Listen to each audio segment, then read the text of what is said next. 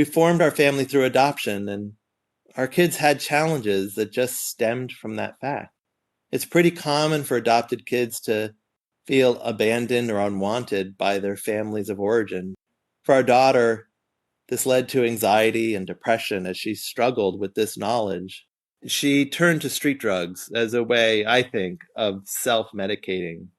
And we knew this, and we thought we had a handle on it.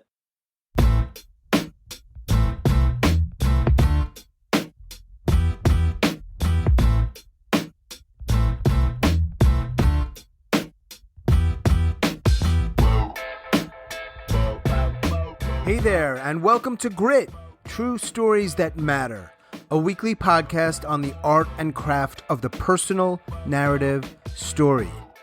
Each week, my partner Kurt and I will tackle one question and answer it as best we can to help you craft and tell better, more engaging, more relatable, and more memorable stories.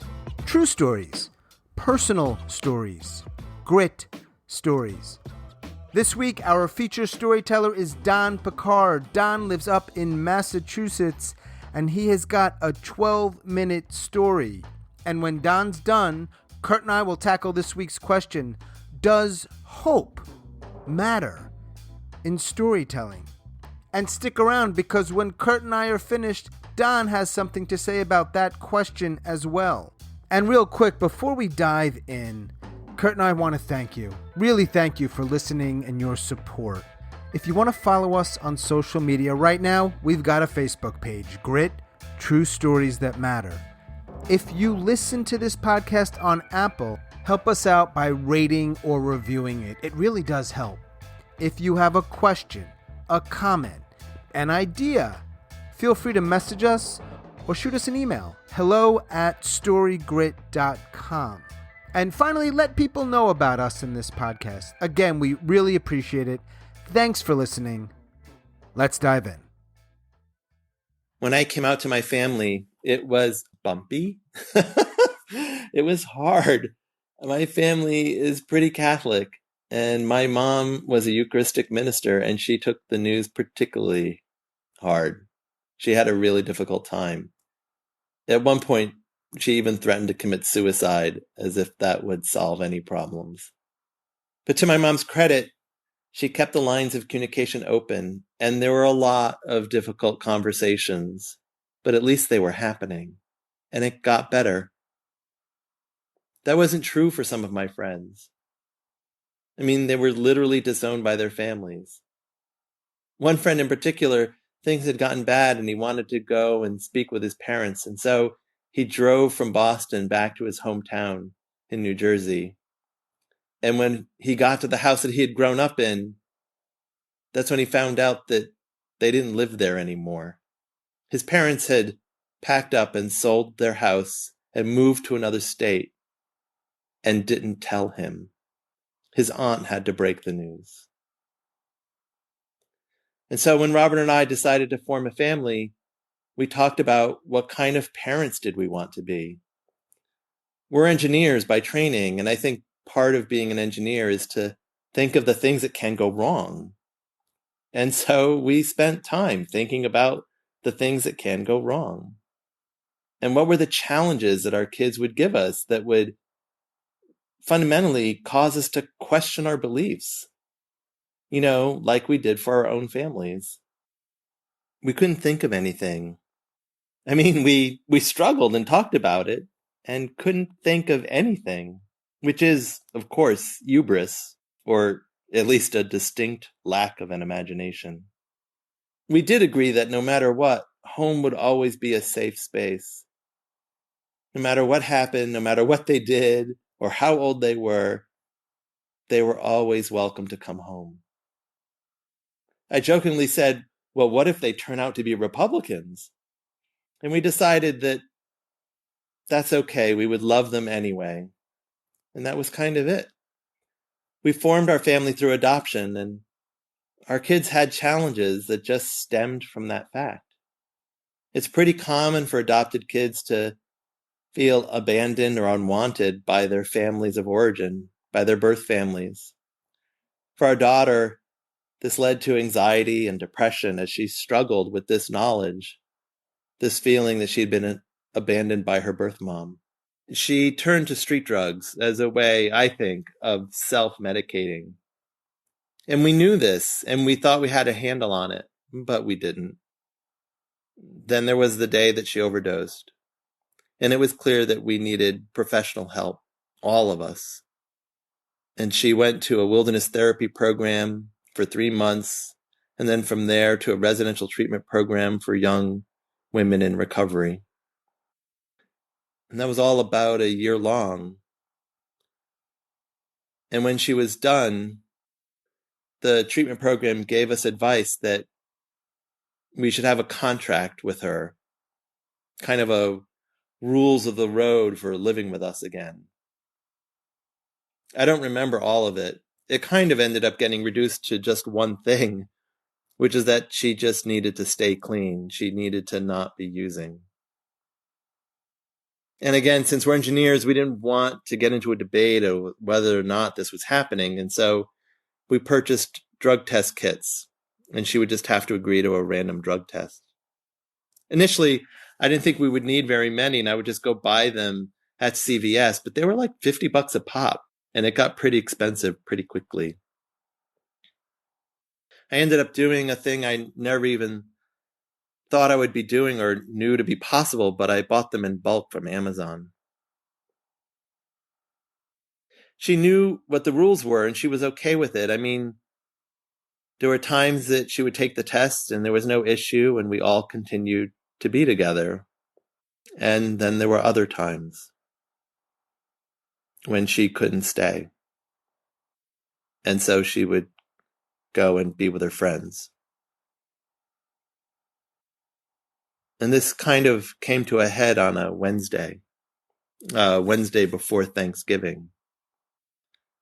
She was in the house and she was with us. She was going to spend the night in a hotel with a friend because she knew she wouldn't have a clean drug test. The friend was going to pay for the hotel room. She asked me if I could put it on my credit card, and I said, sure, but he needs to pay me first. He showed up kind of late in the evening, and he didn't have any money. And then she asked me if I would just pay for the room anyway and consider it to be a birthday present. And I said, no. Your birthday's in January, and this is November. What are you going to do? Where are you going to go? It got tense, and her friend kind of sensed that tension, and not that it was all that subtle. And he left. I kept asking her, where can I bring you? I thought she would find a place in a shelter or stay with a friend, but it got late, and I don't think any shelters were open. And for whatever reason, there didn't seem to be any friends who could take her in. This was her responsibility. And so I asked her again, is there some place I can bring you? And she said yes. There was a homeless community. They were living in tents under the BU bridge. And that's where she wanted me to bring her. I said, okay. And she got in the car. And on the way there, we got into a bit of discussion or argument. I don't really know how to qualify it.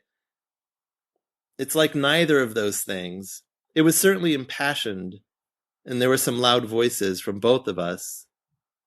And I think for me, it was mostly can't believe that this is where we're at now. Like, this is what we're doing now. I'm bringing my daughter to sleep outside under a bridge. It was 13 degrees out. And at one point, in a moment of anger, I guess, I accused her of abandoning her baby.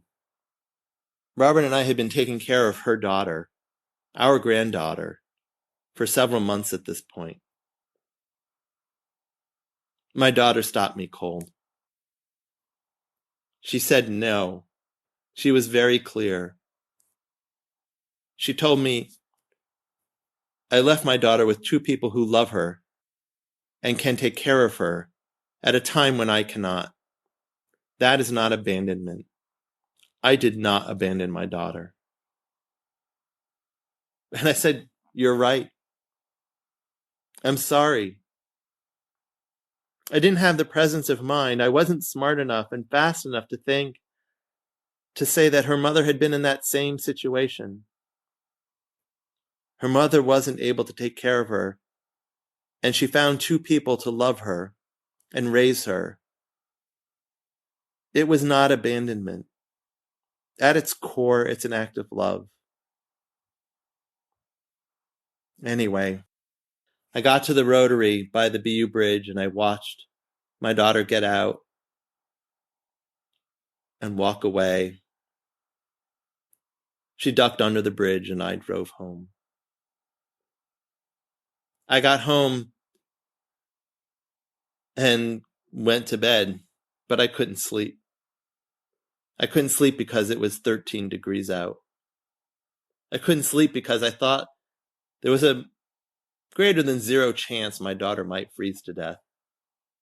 I didn't think it was likely, but I did think it was possible. I thought she might get wasted and walk in the wrong direction and fall in the river and freeze to death. Kind of all of the scenarios playing out in my mind ended with her freezing to death. And so every few minutes I would grab my phone and check the weather and see if it was getting any warmer. And it wasn't. Not until the morning.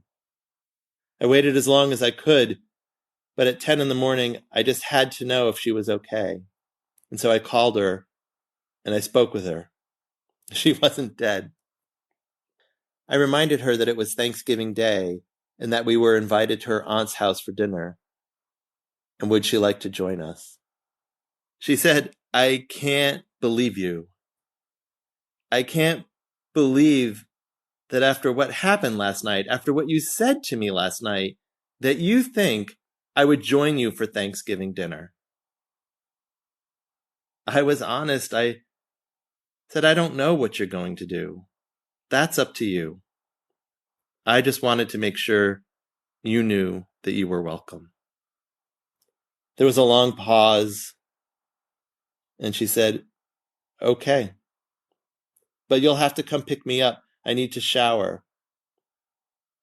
So I drove back to the BU Bridge, and I watched her emerge and get in the car, and I brought her home. And she showered and got dressed, and we all went to Thanksgiving dinner together. And it was really nice. We had a nice time. I know from all the therapy and the training that these boundaries are important for all of us. I know that she needs to push against them to confirm that they're secure. And we need to be able to hold firm. And that's one of the things that will help keep her safe. It's no guarantee. I do know that she's doing better now. And that gives me hope. And I also know that recovery is not a straight line. It's been a few years since that night, and she is doing better. I don't know how it's all going to work out. But I do know that every night when I'm putting my granddaughter to bed, I rub her back, and she's awake, but it's just part of our nighttime ritual. She likes to recount all the people in her life who love her. It helps her fall asleep. Every night, I remind her that the people who love her all want the same thing.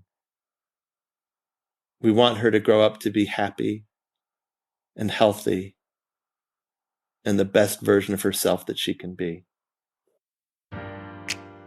Our feature storyteller, Don Picard. Thanks, Don. Next up, Kurt and I tackle this week's question, does hope matter in storytelling? And when we're done, Don has something to say about that as well. Let's dive in. We wanted to talk today about the role of hope in a story like this. I think some people think hope is often tied to a happy ending. Hope is often tied to some positive stuff. That might be the case for some. For many people, hope is tied to somebody sharing something very real. Because when I hear that, I am thinking about my relationship maybe with somebody or something that I'm dealing with. When you share this stuff, vulnerable stuff, very honest stuff, people that hear it, I don't know, they feel less alone. To me, that feels hopeful. Part of what hope is for me is somebody sharing that kind of stuff in a way that I can digest it, receive it. It's a great point you're making. It's hope that there's someone out there take the elements of his life and use his imagination, his or her, and bring it together to produce a story like this that gets you and I talking and other people talking. Mm-hmm. I don't know what Don's philosophy is, but it's a generous act in my book. So you were like defining hope as a thing that gets imparted to people who bother to listen to stories, bother to enjoy this art, who really enjoy this art. They get a sense of hopefulness, that there's this like catalog of works. Like there's, you can get online and hear so many good storytellers at work today.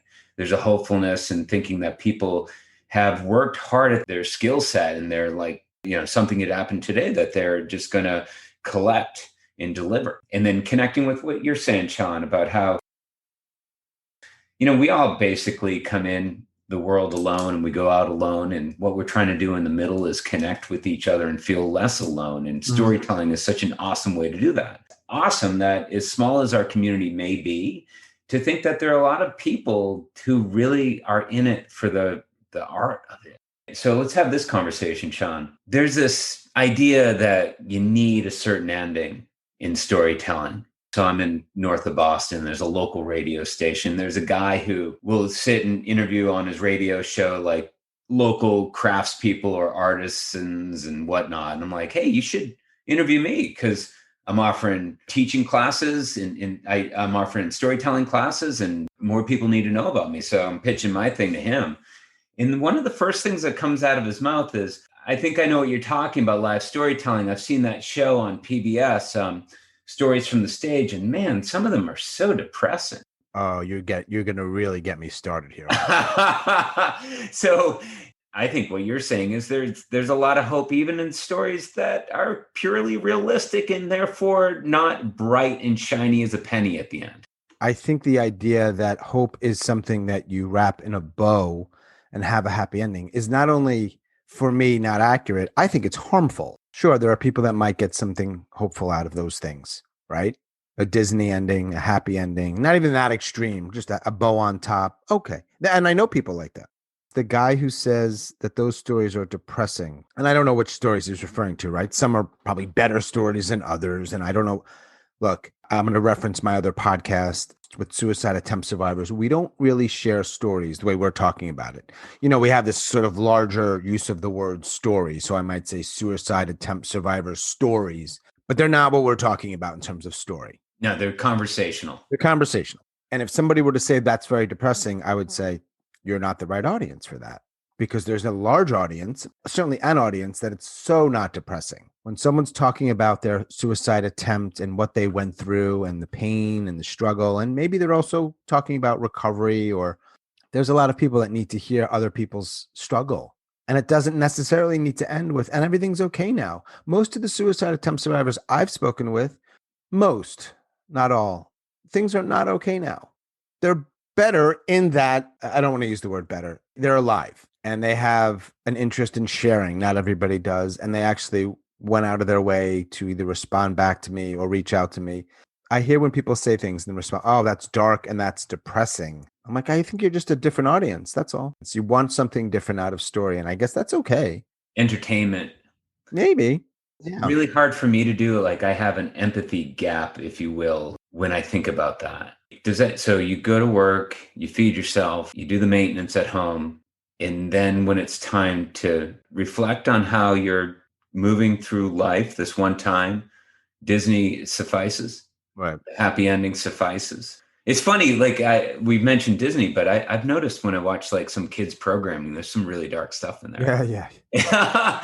That distraction of the sitcom, of the reality TV show. I get distraction, You don't want to always be using your mind. You got to rest. That's the part where I just get kind of judgmental. I can't believe that there isn't some time in everyone's week to be like, all right, let's move through some of this stuff. And I imagine that someone like Don, he got off that stage that night that I saw him in Boston. People are complimenting, praising him on his story. And he's like, yeah, real barrel of monkeys, right? He's almost like, I think that's just his personality. Think about what Don just did was he's like, that's difficult. That's the stuff of creation. That's what I want to spend my time on. It confuses me emotionally. And I'm going to move my way through that. And I can picture him also when he's done with it, moving on to the next. Imagine if it just sat there in your chest and just spooled. Like that's just something that happened. And you didn't claim it, and tell it. I think there's incredible catharsis that comes with not the happy ending, but telling the story as it appears to you, because nothing is ever perfect. We were just talking about, we're both crowding 50 and really bad things can happen to men our age suddenly, like heart attacks. Right. Like that stuff, we're there. Don's like, I'm putting my beautiful granddaughter to bed and my daughter's doing well right now. I'm never going to tell you that everything's going to be perfect because he knows too much. But I know people who really say life is difficult. There's a lot of bad in the world. I don't want to hear more bad stuff. Okay. It's okay that I'm different than you. And that's that. I don't know always how people are moved by stories, especially on Zoom as opposed to something live. Yeah.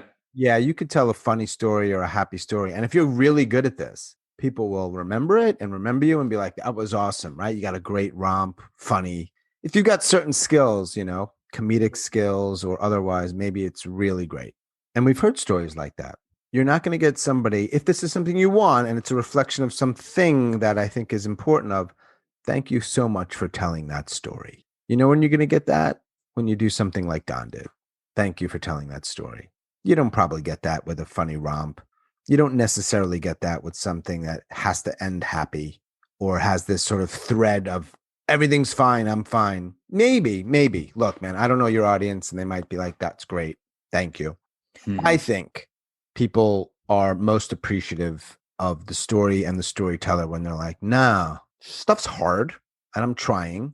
And nope, I can't promise you it's going to be okay. But I'm trying and I'm going to carve a story out of that. And what do you think? To me, the fact that Don is willing to share that is the hopeful part. But if he didn't craft it in a way that works, in quotes, it might be something, but it wouldn't be something like it is. So for me, it's you've got this person who's willing to go there like he is. And because he crafts it in a certain way that I think for most people works, it gives it more. The things we want, right? Compelling, relatable, and not easy to make that story that relatable. And I don't know, maybe some people didn't relate to it, but it's not just about addiction. It's a relationship story.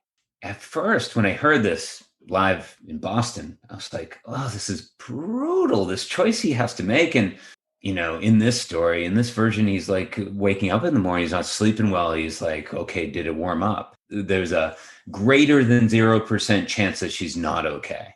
Right. And it would have been quote unquote easier for a father to be like, all right, go ahead, just this once. But he decided that the most hopeful way they could be is just to keep to the rules and maybe she can come out of it. With addiction, can't really waver with people, I don't think. So Don in his husband's role in all of this is like, look, we told you there are rules and we need to stand firm by them. That's my takeaway. And that's the only hopeful thing that he can do. It must have taken every fiber in his body for him not to go back to the BU bridge in 13-degree weather and be like, look, here's a sleep, here's more, or come with me. This is sick. Come with me. Sure, he's got a great heart. I mean, by his own words, it was possible she could have died. That's a tough spot, man. Just wow. But also, as we both know, Sean, it's also possible that using is going to get her to the same place. And so there's a reason why he chose to do that. It's not that he was an evil guy. He came to the point where he realized this is it. Yeah. And there are going to be nights like this. Sean, going on that guy, the person who says, oh, these stories are depressing. They're almost asking you like, why would anybody, what do you get out of these things? It might cause someone who is into storytelling to ask themselves like, why am I doing this? Well, follow this logic. Why am I telling a story? Because I want to connect with other people. So a good way to connect with other people is to leave them with a sense of hopefulness. And so before I get started, I know I want an ending that'll put a smile on their faces or a sense of hopefulness. I want to convey that. And in my mind, that perverts the whole process because it may not come directly from the story itself, and it's kind of a contrivance. What bums me out about it is it sort of commodifies the story and it takes the art out of it. If you imagine someone like yourself, like you had an experience in life and you're like, no, I need to take that on. I need to tell a story. You're not saying, I need to find the hope in it so that other people will pay attention to me. Never have I thought that. And then sometimes you might discover as you're developing the story, you're like, yeah, she's in recovery. Yeah. And I guess that's when I started to think in a way that was, I'm going to get out of this situation or this bind. It doesn't always have to be dour, but it does have to sort of emerge in a natural, organic way. And you can smell it when it's not happening that way. I think you can usually smell it. There's a story. I always reference this story. I feel weird talking about this on the podcast because it comes up a lot, but there's nothing about the story I share in the hospital that's hopeful, except for one little line at the end. And it really wasn't there because you as the audience should feel hope. It was that this dude did something and I felt a little better. And, it's sort of like, wow, okay. And I don't say it, but I think implicit in it is like, yeah, you can make a little difference by doing a little thing that's nice, essentially. But I think had I ended it with, we're saying you too can make a difference, do nice things, I think it kills the whole story. Yeah. It's gone. It's done. I mean, and I think people responded mostly favorably to that. Why? Well, I don't know. Getting back to Don's thing and hope, it's that I don't know. I never thought about hope when I was writing the story, but I think people find hope in the fact that I'm willing to tell the story. Yeah. And again, the fact that I crafted it and told it in a way that is decent, or hopefully at least decent, that allows that to come through. But there's people who are willing to tell a story, and there is hope in that, but they don't really know how to do it. And so the hope gets lost because it becomes, saying a bunch of stuff and it's all over the place. That's where I want to spend the majority of my time in this work, because you've got people. These are my people. This is my tribe, Kurt. I have got a story or stories. Legit. I'm not fucking around. I don't think I have the skills to get it to the place where I can craft it and tell it, and people will really want to hear it or hear more of it or give me their 7 or 10 minutes. Fucking love those people. So if you get somebody who doesn't ever admit their mistakes or isn't sort of an in-process person, willing to learn something new, to me, it's the opposite of hope. It's a bummer. It's an immovable object. It's not a real plasticity. Yeah. It's not a real humanity. It's someone who's in competition. I'm not going to look bad. Yeah. I'm going to have a conversation with you. You're right. It almost goes against everything we talk about with respect to story. I'm not going to look bad is not where you want to, not a starting point. It's like you got to sort of yield to, look, I'm just going to try to make this transparent. Yeah. This is who I am, foibles and all. Yeah. Listen to me. It's not a pity party. This is just me being a human being. And you know what? Yeah. You might want to listen because you might be drawn to it because you're a human being too. That's the way it works.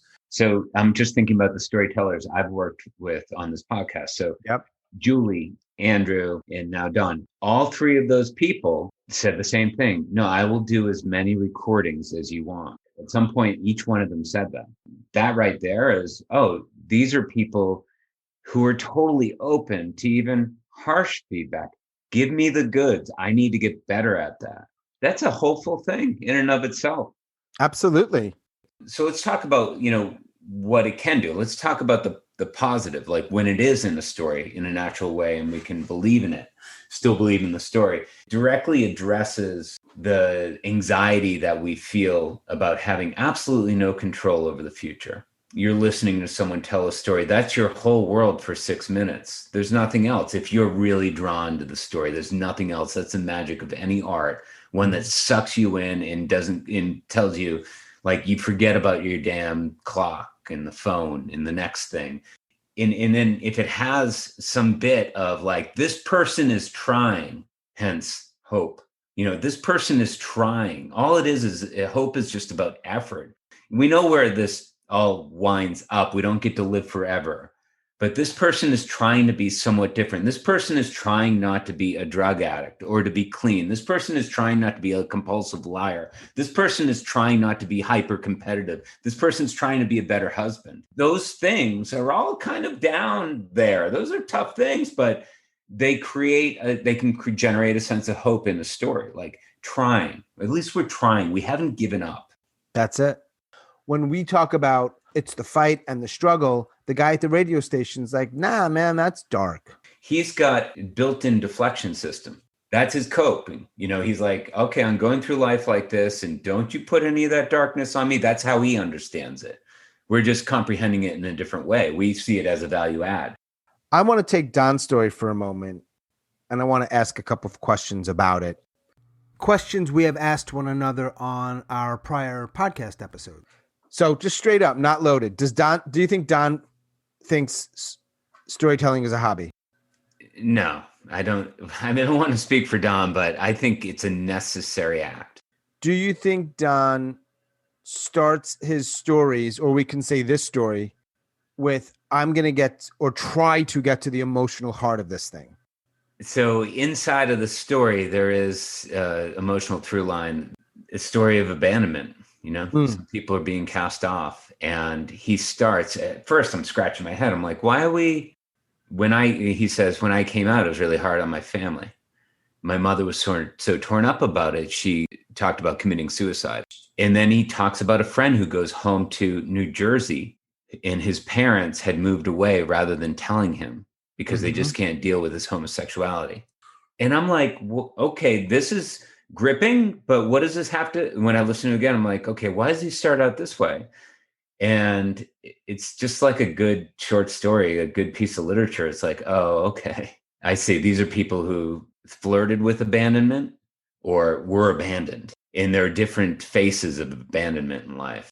The only thing we've talked about explicitly in the podcast, in that it was one of the episodes that was around sort of technical stuff, was wonder. I'm going back to each episode. I only have a couple more here because this is only our fifth one. Does Don craft this story in a way where there is wonder for you? Are you wondering about what's going on? What's going to happen? What's happening next? That type of thing. So the answer is no. I didn't feel that. This is what happens with coaching or teaching is you hear someone's story so many times that there isn't possibility really for wonder by the final version. You're just married. You're like, oh, I know that this story delivers. We're bringing it. But no, it wasn't the beginning. And sometimes, Sean, I teach people in both writing and storytelling, like that first thing that comes out of your mouth or that first paragraph, that is valuable real estate. You're welcoming somebody into your house. I didn't feel that way with Don's story.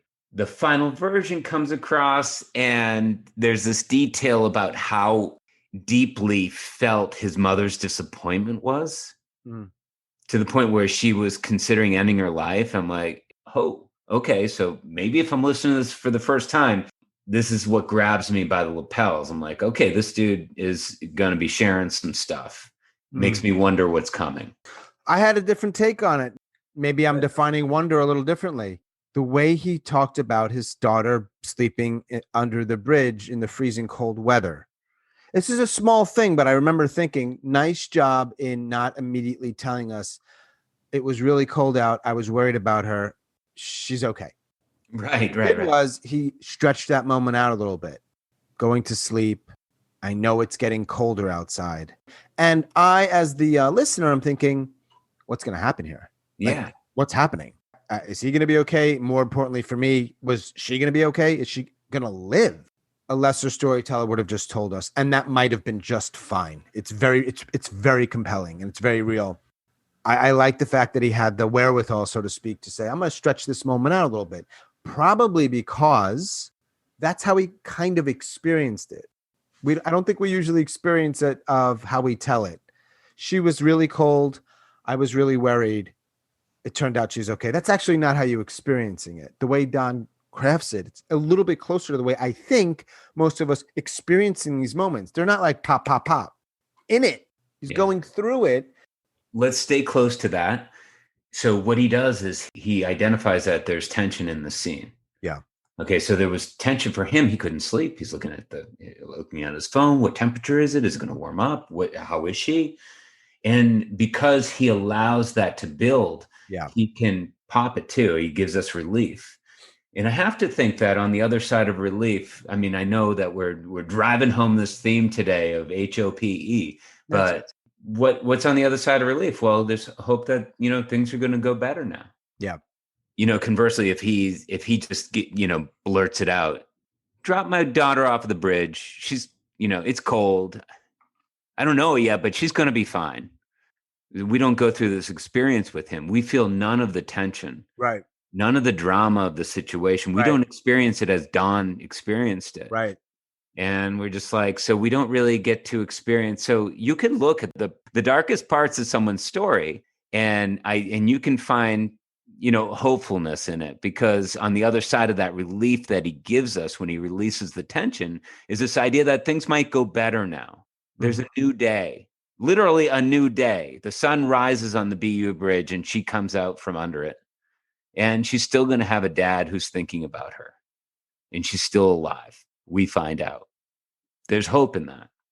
Okay. It doesn't have to be tying the bow at the end of no. In fact, when we hear people tying bows at the end of their stories, we start looking away. It just becomes something that you avoid. Yeah. The final question I have is scar and wound. I'm sure this is still a challenging thing for him in his life. I don't know. This was a few years ago. So presumably this isn't some like wide open bleeding wound, or he probably wouldn't have been able to tell it, wouldn't have wanted to tell it. We both know this stuff, like in both addiction, like he's talking about in the story, and mental illness. Situations stabilize, but you never, ever say that everything's okay now. It's a perfect metaphor for like our existence in general. Nothing is ever okay. And there's mistrust that pops up in the storyteller who wants to tell you that. Yeah, maybe so. Maybe so. And so what he's saying is, he drops in this a few years ago. Well, I don't want to speak for Don, but I have to think that if it's my daughter, I'll never really let down my guard. So when someone quits smoking cigarettes, if they're really going to quit, they're just going to say, I can't just have one. So if I woke up tomorrow morning and I had one cigarette, it would be 20. And I think these situations, you worry about drawing analogies to something that's so emotionally fraught for other people as mental illness and drug addictions. Use what you can to understand other people.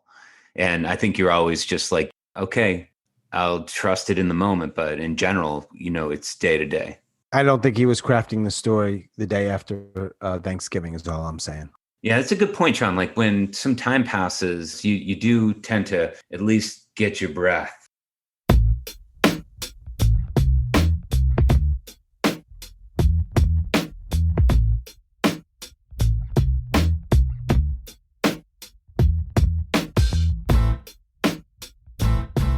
So the question I'm being asked is, when is it important to leave the listener with a sense of hope?